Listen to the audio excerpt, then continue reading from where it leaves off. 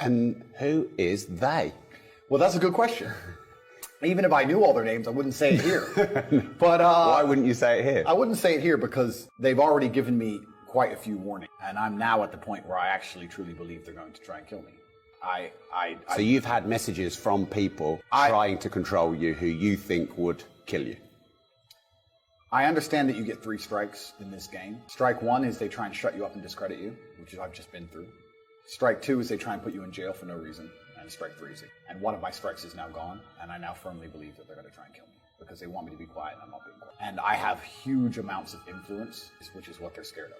Because influence is what the influence is what the world is about. Only to control the ground so you can influence it. But all of that is for influence. The media is for influence. What they tell people to believe, the mindsets they want you to adopt, is so they can influence you. So when somebody like me comes along who has a mass amount of influence and it's going in a direction they're contrary to, they sit and go, wow, this is a big problem from one person.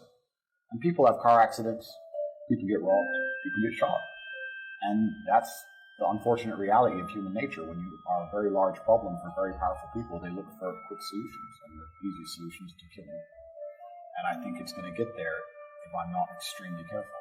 So, yeah, they dislike me not just because of what I say, because everybody knows what I say is true, but because of the huge amount of influence I have, and also the influence I have over the one demographic they're most fearful of, which are the young military agents. I think it's the last religion on the planet. You think it's the right religion? I think it's the last religion. So if it's the last true religion on the planet, then it has to be the correct one. Because I don't think How is it the last one? It's the last religion because no other religion has boundaries which they enforce. If you will tolerate everything, then you stand for nothing. If your book says X, but you refuse to say the book says this, I'm sticking to what the book says. Doesn't matter what the subject is, right? I don't want to get us banned. I think everyone can work it out. If you're a Christian, 99% of Christians are ignoring every single rule inside the Bible every single day. Christians interpret the Bible, you're saying? Like they pick and choose what they want to they'll try and say, I interpret it differently. I believe in God, but I don't believe in that part. That's not what the book says. It doesn't say ignore half of me. It says follow me. Only Muslims follow their book. No, true. So they're the last religion. Yeah. If Christians come along and say, I'm a Christian, give up.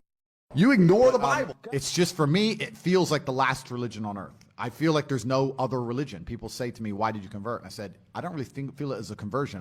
It's almost like I knew God was real and now I've become religious. And they say, well, you were religious before. I was like, religious before how? Christian? What does Christian mean? Like, who's not a Christian? You go to Christian nations and everyone says they're a Christian. Look how they live their lives. Go into the average church. Is anyone actually fearful of God? Anybody? No. The girls are out on Saturday night drinking and then they turn up to church because their parents made them. Like, there's no substance to the religion. And also, Islam very closely reflects my personal beliefs. Through my personal life, I've learned that if you don't have standards and you're not a strong person who's prepared to defend his ideas, you'll be crushed. Yes.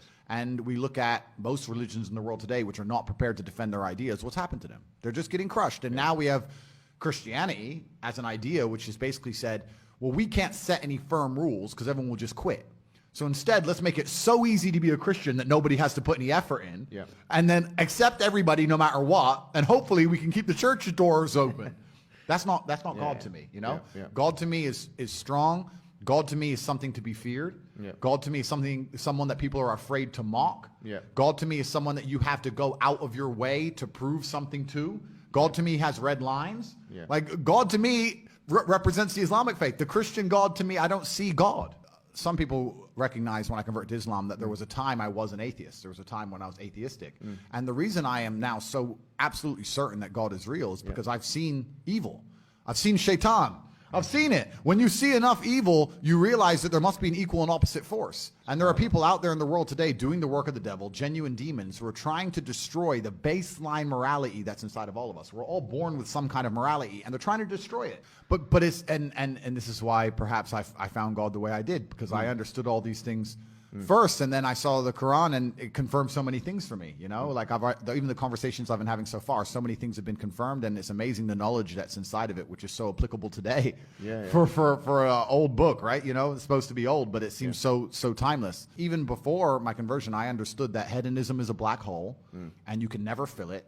You're never going to be able to have enough girls to be happy with girls. You're never going to be able to have enough money to be happy with money. You're never going to be able to, drink enough to be happy with drinking. Like, it's a black hole, and you can pour endless things down it, but you'll never fill it up. And you need to have some degree of self-restraint. And I've always been a very disciplined person. I've never made mistakes. But certainly, yeah, the higher powers. Speak to atheists.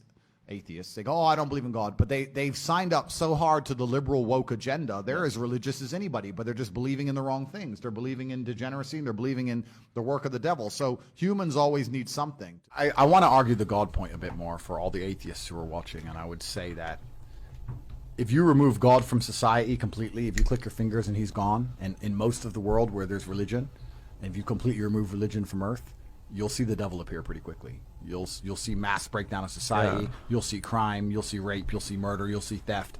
And then you'll understand that God is a real force. Even if you want to argue against God, even just the idea of God in and of himself, if enough people believe in the idea of a God and it makes them act righteously, then the idea is a real thing.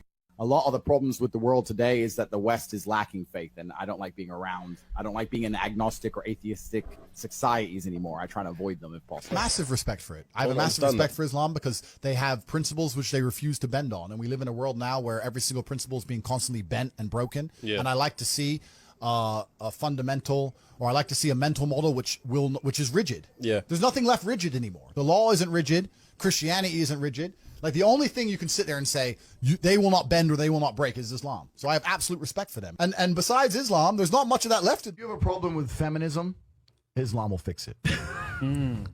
If you have a problem with your wife not obeying you, Islam will fix it. Islam fixes a lot of the problems that men are currently facing. Yeah. The problems we're discussing on this show, Islam fixes all of them. Right? That's the first thing about Islam. And I'm not a Muslim, right? If I had to choose a religion, if I had to bet on one religion as if I were betting on the stock market for the future, you have to bet on Islam. But this is the exact point, right?